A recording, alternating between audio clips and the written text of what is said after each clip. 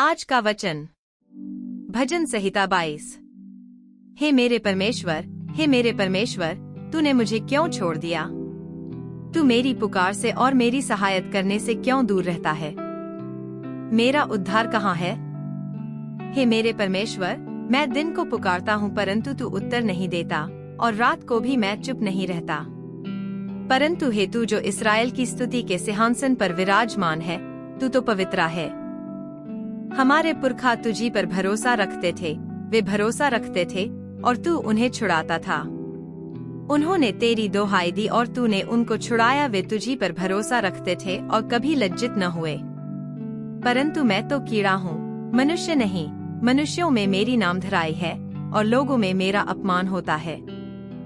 वह सब जो मुझे देखते हैं मेरा ठट्ठा करते हैं और ओंठ बिचकाते और यह कहते हुए सिर हिलाते हैं कि अपने को यहोवा के वश में कर दे, वही उसको छुड़ाए, वह उसको उबारे, क्योंकि वह उससे प्रसन्न है।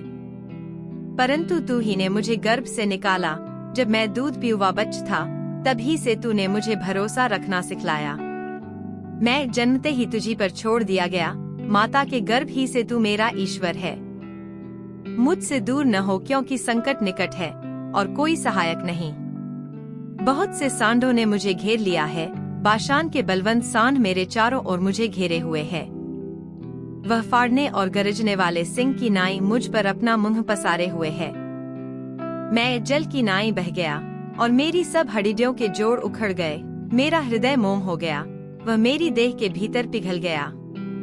मेरा बल टूट गया, मैं ठीकरा हो गया और मेरी जीभ मेरे तालू से चिपक गई, और तू मुझे मारकर मिट्टी में मिला देता है। क्योंकि कुत्तों ने मुझे घेर लिया है, कुकर्मियों की मंडली मेरी चरों ओर मुझे घेरे हुए है। वह मेरे हाथ और मेरे पैर छेदते हैं। मैं अपनी सब हड्डियां गिन सकता हूँ, वे मुझे देखते और निहारते हैं। वे मेरे वस्त्र आपस में बांटते हैं और मेरे पहरावे पर चिट्ठी डालते हैं। परंतु हे यहोवा, तू दूर न रह। हे मेरे सहायक, मेरी सहायता के लिए फुर्ती कर। मेरे प्राण को तलवार से बचा, मेरे प्राण को कुत्ते के पंजे से बचा ले। मुझे सिंह के मुंह से बचा, हाँ, जंगली सांडों के सींगों में से तूने मुझे बचा लिया है। मैं अपन भाइयों के सामने तेरे नाम का प्रचार करूंगा, सभा के बीच में तेरी प्रशंसा करूंगा। हे यहोवा के डरवैयों, उसकी स्तुति करो। हे याकूब के वंश, तुम उसका भय मानो।